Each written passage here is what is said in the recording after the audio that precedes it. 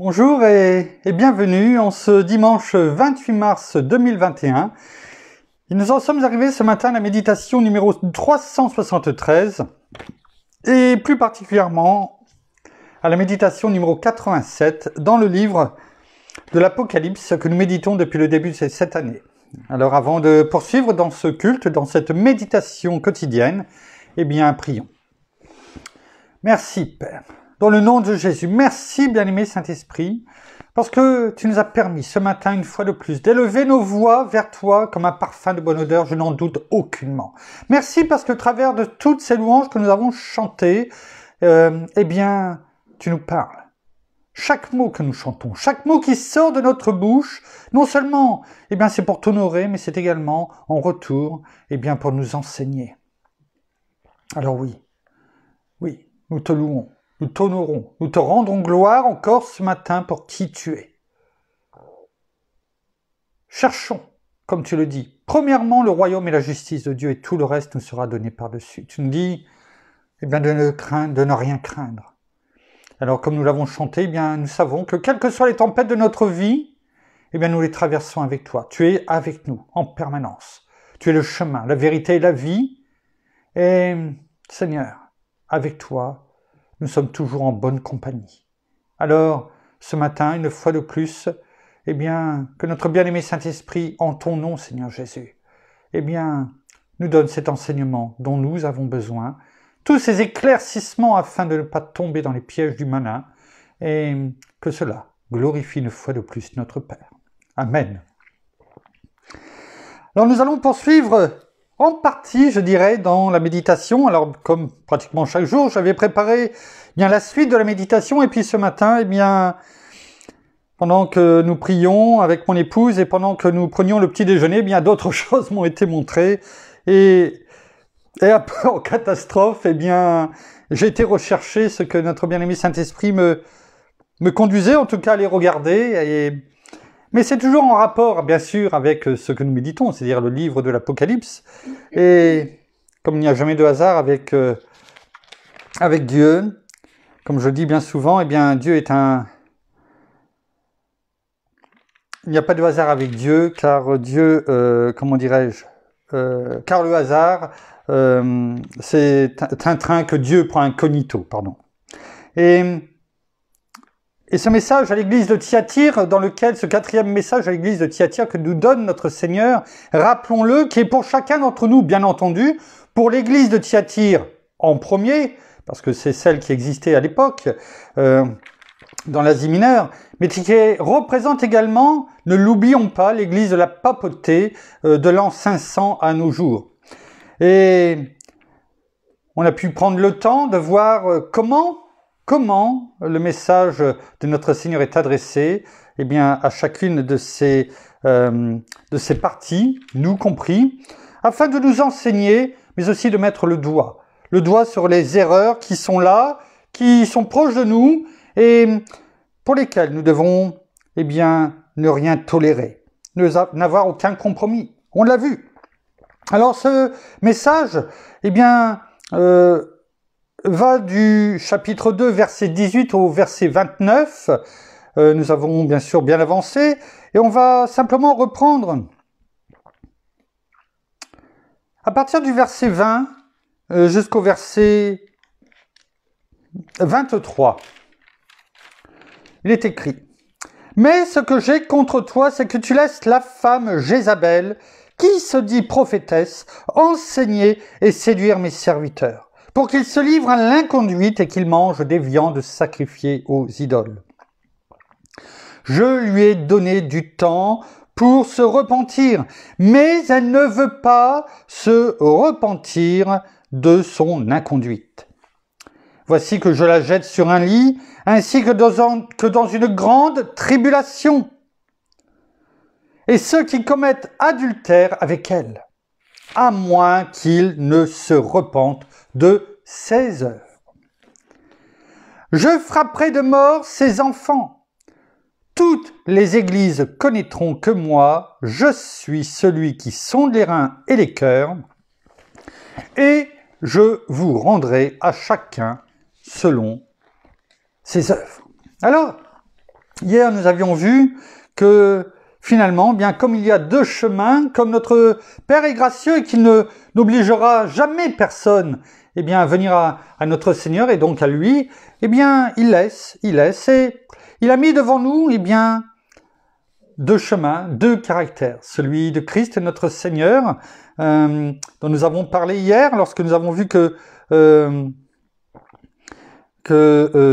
dans le verset 23, quand on a parlé de je frapperai de mort 16 enfants, qui vient du grec, comment dirais-je, teknon, et qui désigne en particulier, pas que, mais qui désigne en particulier les enfants du diable. Et surtout ceux qui par leurs pensées et leurs actions sont conduits par le diable, ou en tout cas par ceux qui sont conduits par le diable, et notamment cette Jézabel, cet esprit de Jézabel et bien d'autres.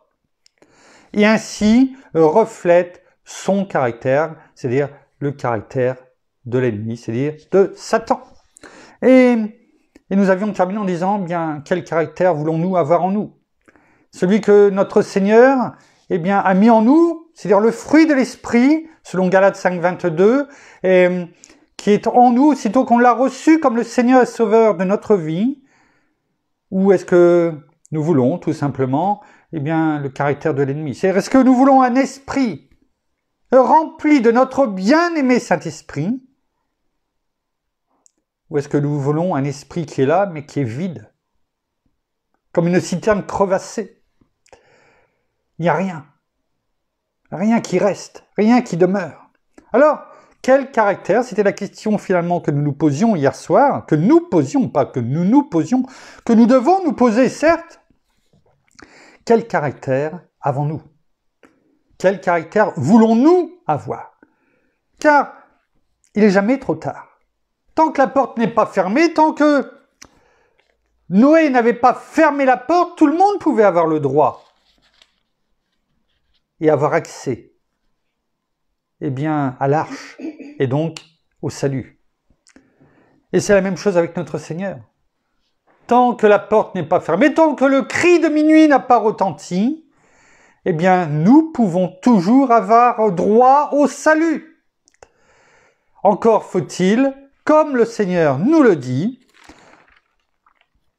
à moins qu'il ne se repente de ses œuvres, c'est-à-dire finalement de tout ce que l'on sait, que nous avons fait de mal, que nous ne devions pas faire, parce que finalement, en nous avons, quoi qu'il arrive, nous savons ce qui est bien et ce qui est mal. Peut-être pas aux yeux de Dieu au départ, mais nous savons si ce que nous faisons est bien ou mal. Si quelque part, avant d'être en Christ notre Seigneur, si cela quelque part enfreint la loi, nous le savons, nous avons cette conviction. Mais lorsque nous nous donnons totalement, complètement à notre Seigneur, à ce moment-là, notre bien-aimé Saint-Esprit nous convainc du péché et nous venons au pied de notre Seigneur nous repentir de toutes nos œuvres, demander pardon, nous humilier et de nous relever et de ne plus, en tout cas, pécher, du moins de ne plus refaire, en tout cas, ce que nous avons donné dans les mains de notre Seigneur. Alors, depuis plusieurs méditations, nous avons vu qui était cette Jézabel, au départ, en réalité, je dirais, et nous avons vu ensuite l'esprit de Jézabel. Et est-ce que notre Seigneur nous dit, parce que nous savons, et n'oublions pas en fil rouge que cela représente, même si c'est pour chacun d'entre nous, mais cela représente, l'Église de la papauté. Et sans entrer dans le détail, nous savons, catholiques ou autres, et alors je tiens tout de suite à préciser que ce que je vais dire, ce n'est pas contre les catholiques. Nous étions avant catholiques, mon épouse et moi. Donc ce n'est pas contre l'Église catholique en elle-même, du moins les catholiques hommes et femmes, qui pour la plupart sont aveuglés, n'ont jamais lu la parole et aiment, je le dis franchement, pour beaucoup, sincèrement, notre Seigneur. En tout cas pour ceux qui qui vraiment, mais n'ont pas compris toute la parole, parce que tout simplement, eh bien, on leur dit que c'est pas la peine de la lire, tout simplement. Alors, il est bon, quand même, dimanche, rappelons-nous, ce dimanche qui précède la semaine de Pâques, hein, il est bon, parce que nous l'avons dit tout au début, dans les premières méditations du début janvier, nous avons vu la Pâque. Et ce qu'elle représentait, l'image qu'elle représentait, eh bien, également dans tout l'Apocalypse, et qui est là, et qui nous suit. Et donc, toute cette semaine, chaque jour, nous déborderons sûrement un petit peu, mais nous parlerons chaque jour de ce que notre Seigneur fait. En tout cas, a fait lorsqu'il était sur cette terre jusque le dimanche de Pâques. C'est important. Il ne faut pas oublier. Et il est bon de déclarer, de proclamer la vérité. Pourquoi? Parce que le Seigneur nous l'a dit là, au verset 20, ce que j'ai contre toi, c'est que tu laisses la femme Jézabel. C'est-à-dire l'esprit diabolique, maléfique qui l'a conduit à donner quoi? Des faux enseignements. Et il est bon, en toute transparence, en toute vérité, que cela plaise ou pas, qu'importe, mais en nous appuyant bien sûr sur la parole, et rien que sur la parole, eh bien de mettre en lumière, eh bien, ce que malheureusement, eh bien, aujourd'hui, et pas depuis aujourd'hui, hein, bien sûr, l'Église de la papauté, eh bien, enseigne de fausses choses. Et pourtant, la parole est là, ils l'ont, hein, donc ils ne peuvent pas dire qu'ils ne savent pas lire. Ce message qui est adressé également à chacun d'entre nous, parce que nous avons notre part. Notre part, c'est quoi? C'est de savoir que ce n'est pas vrai, que des enseignements amènent des personnes, eh bien, à être trompées, et de ne rien dire. Alors, nous ne voulons pas être de cela. Nous ne voulons pas être l'église de Thyatire qui laisse cette femme Jézabel, mais nous voulons, eh bien, mettre les choses en lumière et dire tout simplement, enseigner, montrer petit à petit, eh bien, que il y a des erreurs. Et ces erreurs, malheureusement, sont impardonnables. Enfin, impardonnables en tant qu'être humain. Mais ce n'est pas le cas avec, bien sûr, notre Père, car notre Seigneur Jésus l'a dit. Hein? Même si pour nous, cela nous paraît impardonnable, eh bien, notre Seigneur nous a dit, eh bien, tout est possible à Dieu. Tout est possible. Il n'y a rien qui lui est impossible. Rien. Vous savez, quand on cherche un mot dans le dictionnaire et qu'on ne le trouve pas, eh bien, on se dit quoi? Eh bien, ce mot n'existe pas. On l'a inventé, on a cru qu'il existait, mais il n'existe pas. Eh bien, le mot impossible dans le dictionnaire de Dieu n'existe pas. C'est pas la peine de le chercher, il n'existe pas. Tout simplement, tout bonnement. Alors, on est en ce dimanche que l'on intitule Dimanche des Rameaux. Et regardons ce que c'est finalement, ce Dimanche des Rameaux. Déjà, on s'apercevra que rameau, ce n'est pas tout à fait en fait le mot qui est employé, mais regardons ce qui est dit dans l'évangile de Jean, chapitre 12, au verset à partir du verset 12. Jean, chapitre 12, verset 12. Et là, Jésus fait son entrée à Jérusalem. Et regardez ce qui est écrit. Le lendemain, c'était de quoi? C'est lorsque le parfum d'un grand prix lui a été répandu sur les pieds. Là-bas, à Béthanie, lorsqu'il était retourné voir, comment dirais-je, son ami Lazare qu'il avait ressuscité avec Marthe et Marie.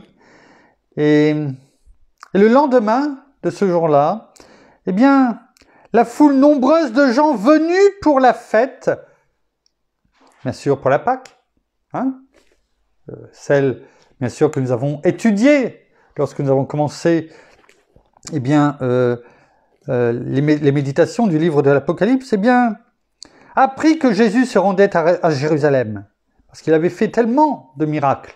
Et il voulait voir aussi ce Jésus qui avait ressuscité Lazare, après plusieurs jours. Et qu'est-ce qu'ils firent? Ils prirent des branches de palmier. De palmier. Et sortirent à sa rencontre, et ils criaient « Hosanna ! Béni soit celui qui vient au nom du Seigneur, le roi d'Israël. » Juste avant de poursuivre dans ce passage, et vous allez voir, ce n'est pas complètement à l'écart de tout ce que nous étudions et méditons dans le livre de l'Apocalypse, et c'est, je dirais, le timing de Dieu est toujours parfait. Ils prirent des branches de palmier. J'ai été voir ce matin rapidement, eh bien, palmier vient du grec phoenix. Et ça veut dire quoi? Ça veut dire palmier. Ça ne veut pas dire rameau. Ça veut dire palmier. Et entre nous, ça paraît logique que là-bas, c'était davantage des branches de palmier que de rameaux. Et c'était des branches de palmier. Il n'y a que dans une version et dans un évangile où il est parlé, et encore, selon les versions de rameaux. Mais c'est bien des branches de palmier qui étaient prises. Et on pourrait se dire, oui, mais rameau, est-ce que tu es sûr, etc. Eh bien, ce mot phoenix, en grec, n'apparaît que 2 fois. 2 fois. Pour désigner, là, les branches de palmier. Là, dans Jean 12, au verset 13. Et la deuxième fois, eh bien, dans Apocalypse, chapitre 7, verset 9. On n'a pas encore eu le temps, bien sûr, de l'étudier, on n'en est pas là, mais c'est quand même surprenant que le mot grec originel, employé pour décrire eh bien, ceux que les gens utilisaient pour mettre devant notre Seigneur lorsqu'il avançait, eh bien, étaient des branches de palmier qui n'apparaît que à 2 endroits, là, Jean 12, 13 et Apocalypse, chapitre 7, verset 9. Et je prends ce verset pour montrer l'image de tout ce que nous avons déjà dit en introduction. Après cela, je regardais, et voici, il y avait, c'est Jean, bien sûr, qui parle, l'apôtre Jean, il décrit ce qu'il voit. Il y avait une grande foule que personne ne pouvait compter, tellement elle était grande. De toute nation, de toute tribu, de tout peuple et de toute langue. Ils se tenaient devant le trône et devant l'agneau. L'agneau, c'est notre Seigneur Jésus. On l'a vu, tout cela. Vous voyez, il n'y a pas de hasard. Revêtus de robes blanches et des palmes phoenix dans leurs mains. Lorsque le Seigneur reviendra chercher son Église, on peut voir, c'est son Église qui vient rechercher. Son épouse, sans ride ni tache. Et j'aime ce qui est écrit. De toute nation, de toute tribu, de tout peuple et de toute langue. Là, il nous est dit, qu'importe la dénomination dans laquelle tu te trouves, évangélique, protestante, évangélique, et si on prend les dérivés, comment dirais-je, pentecôtiste, enfin tous les istes, comme dirait Mario Massicotte, mais aussi on pourrait dire même catholiques, parce qu'on parlait d'eux. À partir du moment où, dans un camp ou dans l'autre, parce qu'on n'est pas ennemis, il y a un ennemi commun qui aveugle.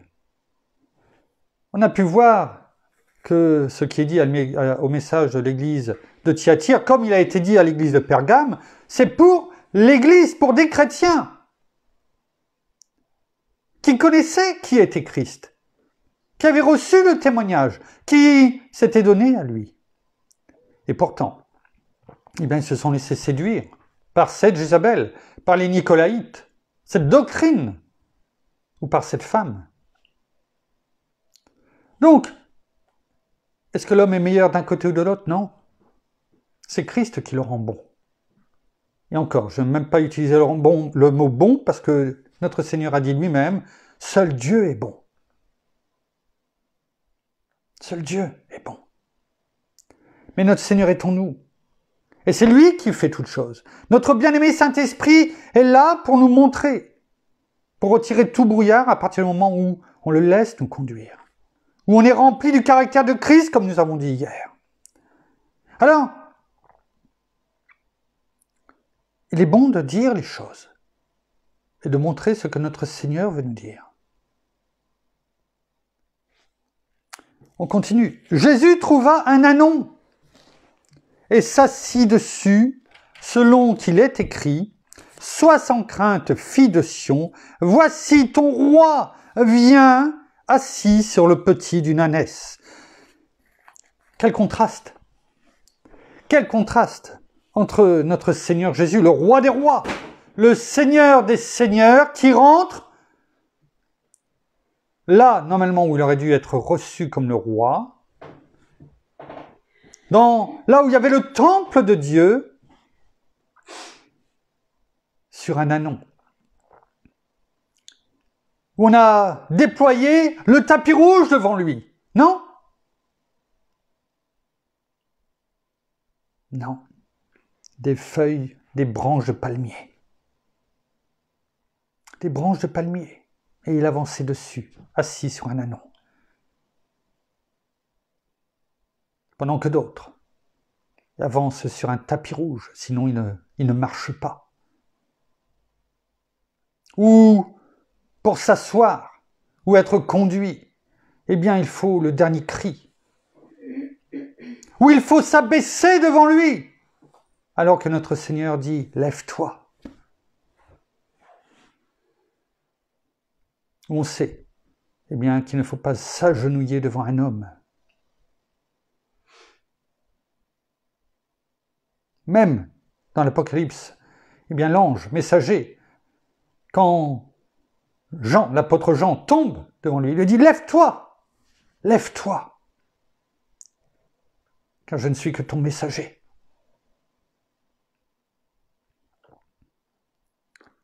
Quel contraste!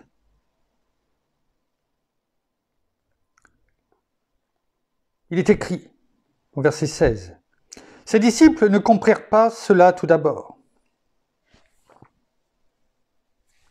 Mais quand Jésus fut glorifié, alors ils se souvinrent que ces choses étaient écrites de lui et que pour lui, il les avait faites. La foule qui était avec Jésus, quand il appela Lazare du tombeau et le ressuscita d'entre les morts, lui rendait témoignage. C'est pourquoi la foule vint à sa rencontre, car elle avait appris qu'il avait fait ce miracle. Les pharisiens dirent donc les uns aux autres, « Vous voyez que vous ne gagnez rien, voici que tout le monde est allé après lui. »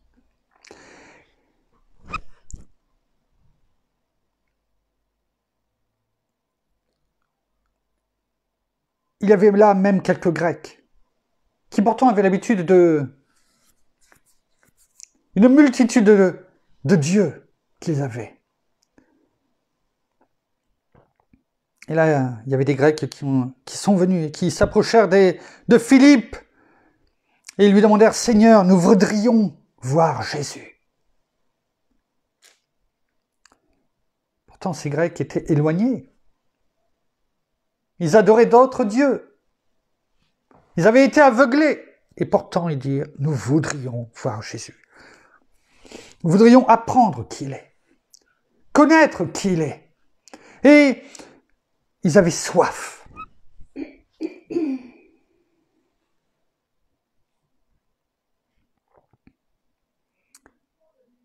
Et là, Jésus leur répondit.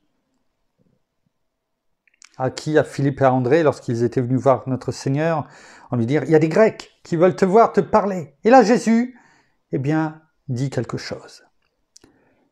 Alors qu'il était là, quelques instants avant, il était là sur l'âne, il rentrait comme un roi dans Jérusalem.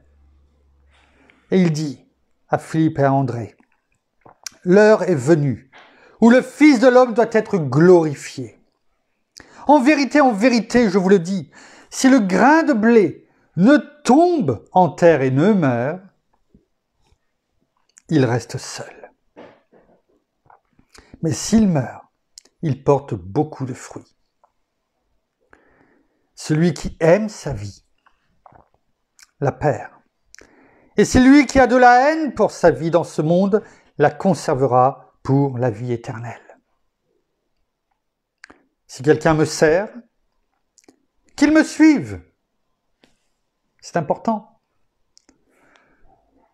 Si quelqu'un me sert, qu'il me suive. Suive qui? Jésus. Et là où je suis, là aussi sera mon serviteur. C'est-à-dire que tu seras toujours là avec moi. Moi en toi et toi en moi. Si quelqu'un me sert, c'est Jésus qui parle. C'est notre Seigneur qui parle. Me sert, c'est-à-dire moi, Seigneur Jésus. Enfin, moi, Jésus. Le Père l'honorera. Ce verset 26 est important. Et ça suit, hein. Vous savez, le dimanche des rameaux, on pense tout de suite, oui, les rameaux, alors c'est que c'est des feuilles de palmier, mais qu'importe. Rameaux, palmiers, c'est pas ça le plus important. Quoique, on a pu voir dans l'Apocalypse, chapitre 7, l'importance de ce mot. Parce que tout est important dans la parole. Mais ça, on n'en parle jamais. On se souvient de l'entrée triomphante de notre Seigneur, mais on ne dit pas tout ce qu'il y a derrière. Et pourtant, quelle importance ont ces mots. Une importance immense. Je répète le verset 26. Si quelqu'un me sert, qu'il me suive. Et là où je suis, là aussi sera mon serviteur. Si quelqu'un me sert, le Père l'honorera. Et ce verset fait écho finalement à tout ce que nous avons pu voir ces dernières presque semaines. Ne te laisse pas séduire par cette femme Jézabel, par ces fausses doctrines, quelles qu'elles soient, par ces fausses, au pluriel, églises.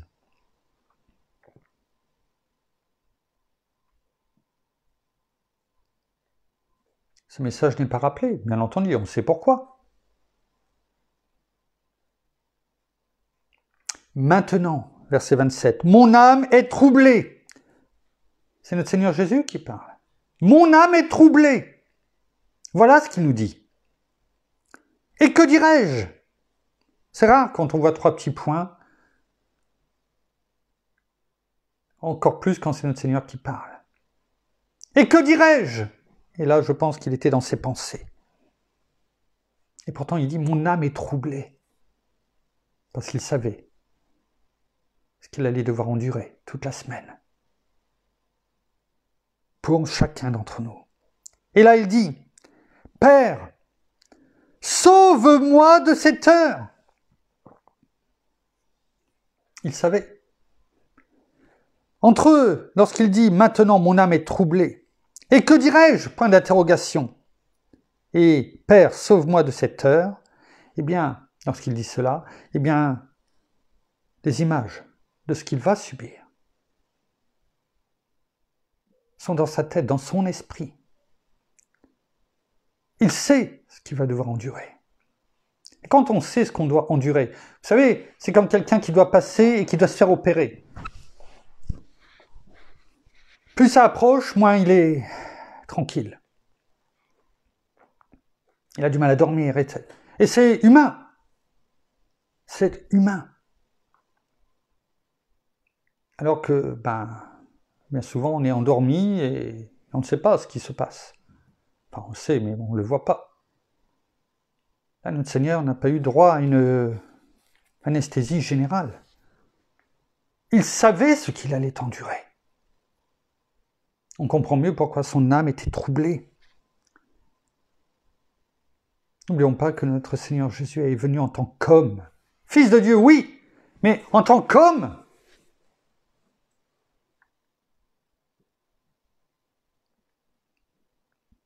Et on peut comprendre qu'il dit « Père », qu'ils disent « Père, sauve-moi de cette heure ». À combien plus forte raison, nous pouvons par moments être troublés. Mais prenons exemple sur notre Seigneur. Élevons nos voix, crions. Notre Père est là, il nous entend. Encore plus, notre Seigneur est là, il intercède pour nous. Oui. Tout cela, on n'en parle pas lors du dimanche des Rameaux.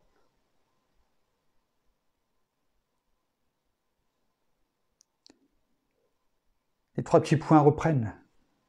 C'est la suite, finalement, d'avant. Mais c'est pour cela que je suis venu jusqu'à cette heure.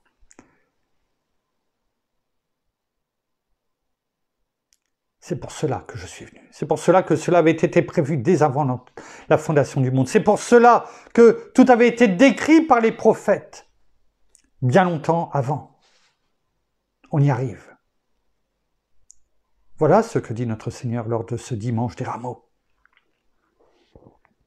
Ce n'est pas simplement une avancée avec les branches de palmier qui sont devant lui. Et là, il dit « Père, glorifie ton nom ». C'est-à-dire que tout ce que je vais faire, c'est pour toi, Père, pour te glorifier. Et vous savez quoi, à ce moment-là? Il est écrit. Une voix vint alors du ciel. Est-ce que ça, on s'en rappelle? Oh, on se rappelle, oui, lorsque notre Seigneur Jésus est baptisé, qu'il y a la colombe, le Saint-Esprit qui vient sur lui sous une forme de colombe et qu'il y a cette voix qui vient du ciel.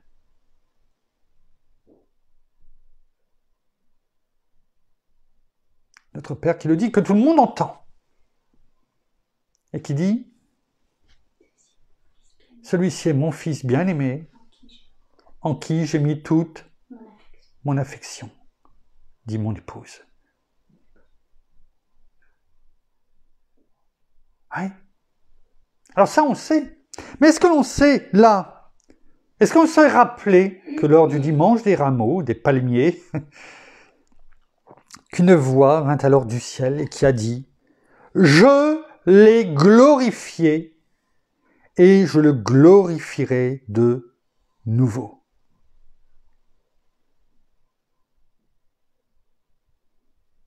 Est-ce qu'on le sait, ça? Est-ce qu'on s'en rappelle? Est-ce que c'est étudié? Est-ce que c'est enseigné? Jamais. Je le dirais franchement, jusqu'à ce que je le lise avec vous aujourd'hui, je ne l'avais jamais entendu. Merci, bien-aimé Saint-Esprit. Oui, mais il n'y a que lui qui l'a entendu. Hein? Verset 29. La foule, tout le monde, la foule. Quand on dit il y avait foule, c'est il y avait beaucoup de monde, pas 2-3 personnes qui étaient là et qui se croisaient.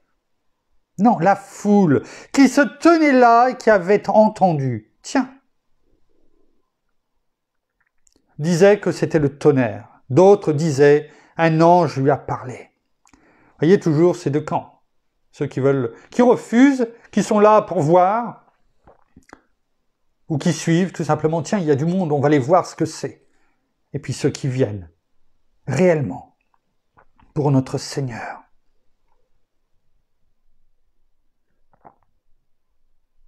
Et Jésus, toujours dans son humilité, dit et reprit la parole en disant « Ce n'est pas à cause de moi que cette voix s'est fait entendre, c'est à cause de vous. Maintenant, c'est le jugement de ce monde.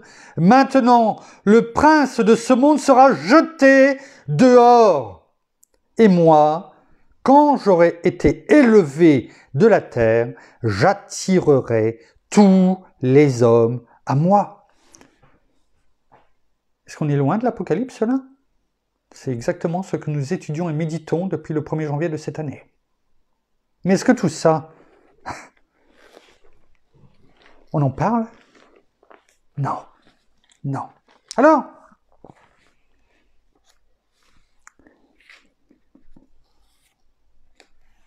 vous savez, ce dimanche des Rameaux, ce message est repris, comment dirais-je, dans tous les évangiles, bien sûr. Et regardons juste en deux passages pour montrer, là on a lu ce que notre Seigneur a dit, mais aussi, on va le voir dans les Matthieu 21, 8, je ne voudrais pas. Voilà, dans Matthieu, chapitre 21, verset 8. Donc, notre Seigneur entre, comme on a dit, et lorsqu'il entra dans Jérusalem, toute la ville fut en émoi, et l'on disait « Qui est celui-ci » Les foules répondaient « C'est Jésus, le prophète de Nazareth en Galilée. » Est-ce que vous savez que, juste après, donc on a entendu ce qui s'est passé, ce qui a été dit, ce que notre Seigneur a dit.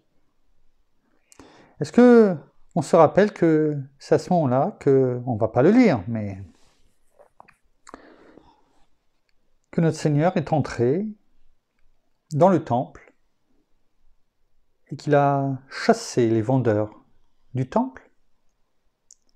Et quelque part, c'était pour montrer aussi qu'il voulait nettoyer la maison de notre Père, nettoyer de toutes ces hérésies, tout ce qui se faisait au nom et dans la maison de Dieu. Comme il est dit au verset 13 du chapitre 21 de Matthieu, et il leur dit, « Il est écrit, ma maison sera appelée une maison de prière, mais vous, vous en faites une caverne de voleurs. » Je vous laisse simplement imaginer ce que l'on entend par voleur de nos jours pour certaines dénominations. Ça, on n'en parle pas, et pourtant c'est passé le dimanche des Rameaux.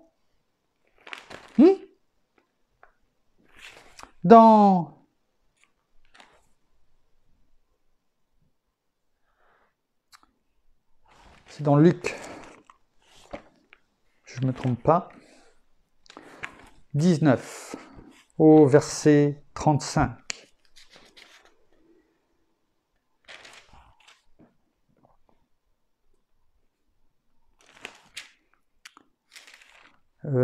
Luc, chapitre 19, verset 41. On ne va pas reprendre ce que nous avons dit auparavant.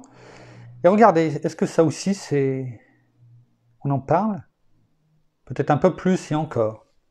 Verset 41 de Luc, chapitre 19. Comme il approchait de la ville, Jésus, en la voyant, pleura sur elle et dit, « Si tu connaissais, toi aussi, en ce jour, ce qui te donnerait la paix, mais maintenant, c'est caché à tes yeux. » Et malheureusement, c'est toujours caché aux yeux de beaucoup. Il ne suffit pas de fêter le dimanche des rameaux, entre guillemets. Il faut savoir à quoi cela correspond. C'est bon de reprendre la parole et de voir ce qu'elle dit. La vérité devant les yeux, afin que tout brouillard soit retiré. Il viendra sur toi des jours où tes ennemis t'environneront de palissades, t'encercleront et te presseront de toutes parts. Tout cela, on l'a vu. Bien sûr, il parlait de toute la destruction de Jérusalem. Mais au-delà de tout ce qui va se passer, pour tous ceux qui n'ont pas compris, qui ce que notre Seigneur a fait ce dimanche en s'avançant sur eux, vers eux, qui pourtant le fêtent tous les ans depuis 2000 ans, et qui n'ont toujours pas compris. Ne laissons pas cette Jézabel au pluriel emmener les personnes dans des fausses doctrines. Ne laissons pas cette Jézabel. Ne la tolérons pas chez nous, mais aussi chez les autres. Déclarons, proclamons, en utilisant la parole, tout simplement. C'est ce qu'on a fait depuis ce matin, en lisant. Et la parole est là, y compris chez nos amis catholiques. Il suffit de leur dire, lis ou lisons ensemble ce qui est écrit. Est-ce que tu crois que ça ressemble à ce qu'on t'a enseigné? On n'est pas là de dire, viens chez nous. Non, viens à Christ, réellement.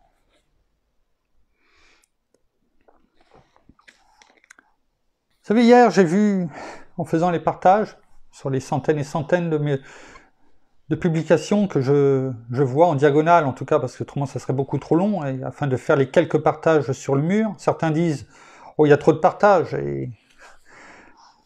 et on ne les lit pas, ou on ne peut pas tous les voir. C'est toujours une question de temps. On a regardé un reportage il y a 2-3 jours, enfin tous les jours, mais un reportage avec mon épouse, et puis il y a juste une phrase que j'ai retenue à un moment donné, d'une personne qui disait « Eh bien, le temps est pour tout le monde. Il suffit de savoir si on le prend ou on ne le prend pas. » Et quand j'ai entendu, je me suis dit « Mais c'est ça. » Ceux qui disent il y a trop de partages, c'est peut-être 15, 20 partages, 10 quelquefois, peut-être que 4, 5 certains jours. Ça dépend parce que je prends le temps de tout lire, ce qui est partagé, afin que, voilà, cela touche, et je laisse notre bien-aimé Saint-Esprit me conduire à ce niveau-là. On peut toujours dire que ça fait de trop, il suffit de prendre le temps. On a toujours le temps pour jouer, danser, faire les choses du monde, et on n'a pas le temps pour regarder 10, 15, 20 partages qui pourraient nous apprendre tellement. Chacun a le choix. Je ne juge pas, je ne condamne pas, mais c'est important. Et vous savez, hier je suis tombé sur un partage que je n'ai pas mis, parce que le but c'est de ne pas d'attiser, mais d'apprendre et de partager. Je l'ai gardé. Et vous savez, on parle de l'église de la papauté, dans l'église de Thyatire, pas que, mais entre autres. C'est le message aussi de ce matin. Et il y a le pape François, vous savez, ce pape qui est là aujourd'hui, et qui a dit, et on parlait de fausses professions, de fausses doctrines. Il a dit, en parlant de Marie, du culte marial, et donc de Marie. Marie, écoutez bien, Marie n'est pas seulement un pont qui nous permet de rejoindre Dieu. Ce n'est pas que ça, Marie. Je n'ai rien contre Marie, elle a fait sa part, et elle-même, elle avait besoin de notre... Sauve-moi, Seigneur Jésus. Oui. J'ai besoin de ton pardon, de ton salut. C'est une femme, elle a fait sa part. Marie n'est pas seulement un pont qui nous permet de rejoindre Dieu, elle est plus que ça. Comment on peut s'enfoncer encore plus? Elle est le chemin.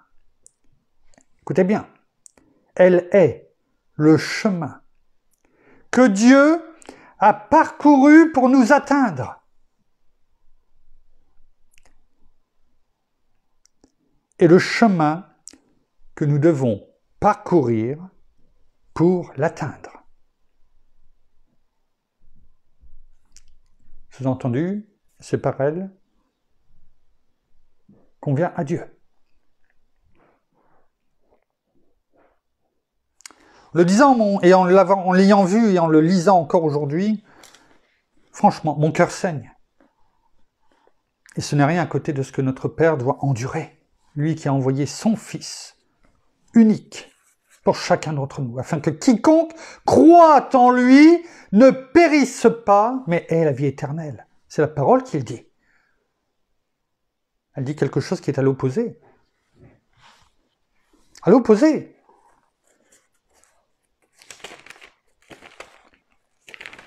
Dans 1 Timothée.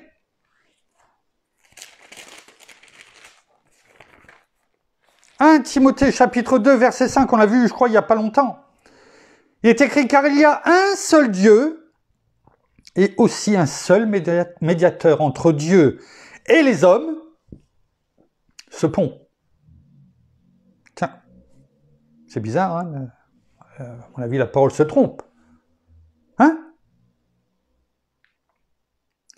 Car il y a un seul Dieu et aussi un seul médiateur entre Dieu et les hommes, le Christ Jésus, homme.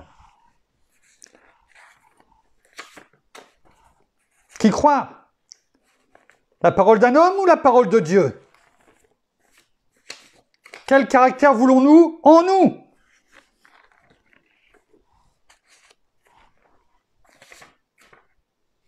Et dans Jean 14, verset 6, Jésus est-il menteur? Lorsqu'il dit « Moi, je suis le chemin, la vérité et la vie, nul ne vient au Père que par moi. » Qui croire? Qui croire? Bien sûr, la parole, notre Père, notre Seigneur. Bien sûr. N'oublions pas quand même que dans le dernier semestre 2020, et je dirais presque le dernier quadrimestre 2020, et finalement c'est bien tombé, parce qu'en pleine pandémie, on ne parlait que d'autre chose, et les regards étaient braqués sur autre chose, bien entendu. Eh bien, a été lancé avec la bénédiction du pape actuel, ce que l'on appelle, qui était déjà là, mais qui a pris là toute sa dimension, ce que l'on appelle aujourd'hui le chrislam. Mélange de Christ et d'islam. Le chrislam. Oh, sur un fond louable, d'être unis, de s'entraider, etc. Oui, mais pourquoi vouloir refaire la roue? La parole nous a été donnée, elle est là. Il n'y a pas... Oui, il y a un Dieu. Il y a un seul Dieu que nous avons lu. Un seul médiateur, un seul sauveur. Christ Jésus, homme. Il n'y a pas besoin de refaire la parole, de la mélanger. Elle est là. Il suffit de la croire, de l'accepter avec foi et de la mettre en pratique. Alors, on n'est pas là à dire que personne n'a le droit au salut. Tout le monde peut venir. Quelle que soit la religion actuelle, tout le monde peut recevoir notre Seigneur Jésus comme Seigneur et Sauveur de sa vie, comme la parole nous l'a dit, à moins qu'il ne se repente. Sinon,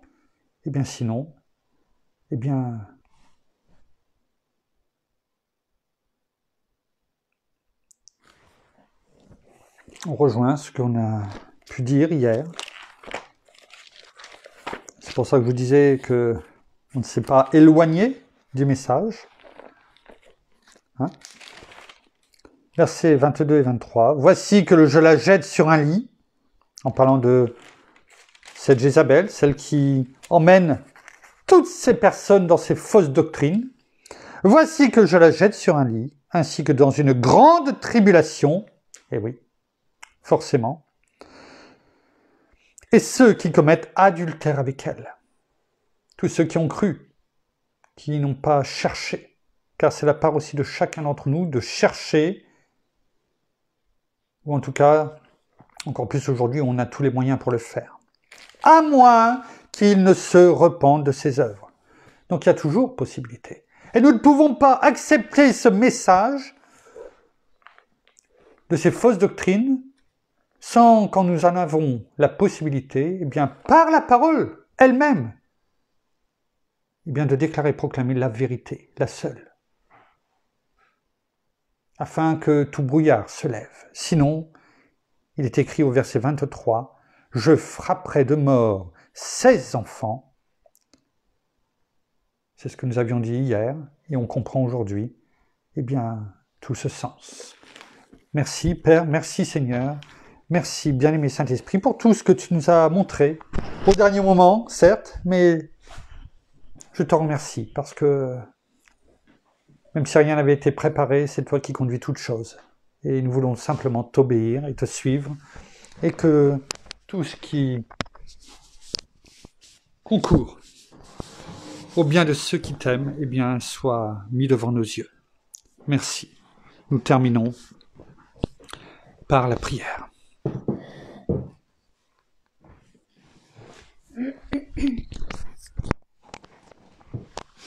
Oh, merci Seigneur encore et bien pour la parole de ce matin. Merci parce que tu ouvres nos yeux, bien-aimé Saint-Esprit, tu te révèles à nous et tu enlèves tout voile qui peut rester et tout mensonge, toute hypocrisie. Merci encore de te révéler à nous et de nous révéler vraiment la vérité, mais aussi de nous montrer qui est notre Seigneur Jésus chaque jour dans notre vie, dans tout ce que nous faisons, dans le moindre de nos gestes, dans ce que nous disons également, dans ce que nous proclamons. Merci, merci Père pour ce souffle de vie que tu mets en chacun d'entre nous chaque jour et merci pour toutes tes bénédictions. Merci, eh bien, tout simplement de mettre en nous tout ce qu'il faut, toute ta parole afin que nous puissions la comprendre, la mettre en pratique dans nos vies, mais aussi la révéler et confesser ton nom, Seigneur Jésus, à tous ceux qui nous sont proches, à tous ceux que nous croisons, à tous ceux que nous allons rencontrer, tout simplement, te révéler, parler de toi, tout simplement. Proclamer et déclarer la parole, mais aussi tout simplement te révéler afin que chaque personne te connaisse et connaisse la vérité, que toutes ces personnes ne soient plus aveuglés par toutes ces choses du monde, par tous ces faux enseignements, mais qu'ils connaissent la vérité qui est écrite dans la parole, qui est toi, car nous le savons, Seigneur Jésus. Tu es le seul et unique chemin qui mène à notre Seigneur, à notre Père. Tu es notre Seigneur et notre Sauveur, et c'est par toi que nous pouvons hériter de la vie éternelle. C'est toi qui es venu sur cette terre et qui t'es fait homme afin que nous ayons le pardon de nos péchés, afin que nous ayons cette vie éternelle. Alors merci pour ton sacrifice, merci, et nous voulons te rendre gloire parce que oui, tu es mort, mais tu es vivant aujourd'hui et par le passé, encore demain et éternellement. Nous savons où est ta place. Tu es assis à la droite de notre Père et tu es notre médiateur et notre intercesseur auprès de notre Père. Alors nous voulons encore vraiment te rendre gloire et t'honorer, te remercier pour tout ce que tu as fait, tout ce que tu as vécu dans ces moments difficiles. Eh bien, merci pour tout ce que tu as fait pour chacun d'entre nous. Reconnaissons-le dans nos cœurs et dans nos vies afin de te glorifier et de glorifier notre Père. Alors soyez tous abondamment bénis dans le nom de notre Seigneur Jésus-Christ. Amen. Amen. Je peux avoir juste ma Bible, 30 secondes, s'il te plaît. Merci. Donc, mon épouse priait. Il y a juste une chose qui... Excusez-moi. Je peux juste le tenir, s'il te plaît. Merci. Pendant que je recherche, qui est dans Jean, chapitre 12. On en a parlé tout à l'heure, mais... Et ça rejoint ce que mon épouse aussi priait. dans Jean 12. Merci. Dans Jean 12, à partir le verset 13, lorsqu'on avait dit qu'ils prirent des branches de palmier et sortirent à sa rencontre et ils criaient « Hosanna ! Béni soit celui qui vient au nom du Seigneur, le roi d'Israël. » Vous savez, Hosanna, c'est d'origine hébraïque. Et vous savez ce que ça veut dire en grec? Le mot grec pour Hosanna. Alors ça va être facile à retenir. C'est Hosanna. Vous voyez? En grec, en français, c'est le même mot. Et ça veut dire sauve de grâce. Et quand on va voir la traduction grecque qui est un petit peu différente, ça veut dire sauve maintenant.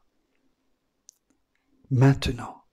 Et ce message, eh bien, on peut le chanter, on le sait, on l'a déjà chanté, Hosanna, mais on peut aussi le dire, Hosanna, aujourd'hui, sauve maintenant. Touche, touche, Père, touche, Seigneur. Viens toucher, bien-aimé Saint-Esprit, toutes ces personnes qui aujourd'hui eh bien, aiment notre Seigneur, mais qui sont encore aveuglés et égarés. Alors viens sauver maintenant, en ce jour, toutes ces personnes qui sont encore aveuglées et pourtant qui croient marcher sur le bon chemin. Hosanna. C'est ce que, quand notre Seigneur avance aujourd'hui, eh bien, et dans toutes ces fêtes qui le célébreront, qu'une multitude, eh bien, soit éveillée par ce Hosanna, et que leur cœur soit vraiment touché en profondeur, et que leur cœur de pierre soit extirpé et remplacé par un cœur de chair. C'est vraiment notre prière ce matin. Alors, nous vous bénissons abondamment de toutes les bénédictions spirituelles dans les lieux célestes en Christ. Nous saluons nos amis au Québec et au Canada qui, dans quelques heures, eh bien, vont prendre la relève. Eh bien, ou alors encore que toutes les paroles qui seront déclarées et proclamées, eh bien, viennent toucher les cœurs. Et que les louanges qui se élèveront, eh bien, oui, soient un parfum de bonne odeur pour toi, Père, pour toi, Seigneur, pour toi, bien-aimé Saint-Esprit. Nous saluons aussi nos amis en francophonie, en France, à Paris et autour de chez nous, et nous vous souhaitons un agréable dimanche sous le soleil, en tout cas chez nous. J'espère que c'est le cas, en tout cas chez vous également, mais en tout cas le soleil brille dans nos cœurs, je n'en doute aucunement.